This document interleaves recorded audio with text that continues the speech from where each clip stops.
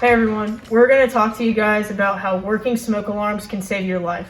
My name is Firefighter Gamby with the Wilmington Fire Department, and this is Firefighter Ozzy, and we're going to talk to you guys about how working smoke alarms can save your life. So let's get into it. Here I have a standard 10-year smoke alarm. It comes with the bracket and the alarm itself.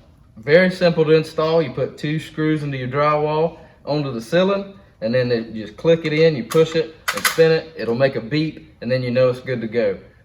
You should change these every 10 years, like I said, and you should test them monthly. So that's pretty much the ins and outs of this particular alarm. Another one that you may purchase or that you have in your home is a smoke alarm that works like this. So it's going to look like this. You open it up. It's going to have the screws that come up in here, as you can see. The only difference with this is you're going to have a 9-volt battery that you're going to have to change twice a year every time you change your clock. You're still going to test it monthly, but just to let you know, they may look a little bit different. So let's go over installing the smoke alarm. There's a few things that you're going to need to get going. Those being a drill with a couple drywall screws, just like that. And then you're also going to need a sturdy step ladder. And make sure it's sturdy. We don't want you falling down and getting hurt. So that's what you're going to need. And obviously, a smoke alarm. So let's get into how to install one. Heat, smoke, and flames, all those things rise. So this is the quickest way to alarm you to get up and get out. And we're going to make sure that we're installing it high on our ceilings. All right, let's install one. All right, so like I said earlier, we got our bracket. We're going to drill that to the drywall first. So real quick, you don't want to have it in a corner. You'll come off just a little bit in either direction. So we're going to do that. I got you. Cool. It really helps to have somebody to help you out if that's a possibility. It also helps to have the drilling forward.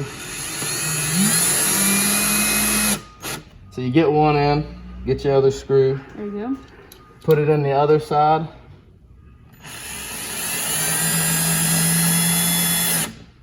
And then you're ready to rock and roll. Great form.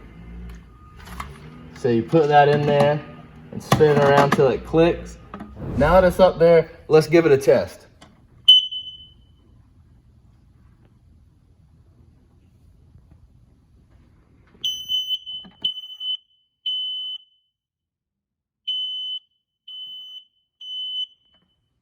All right, this one's ready to rock and roll.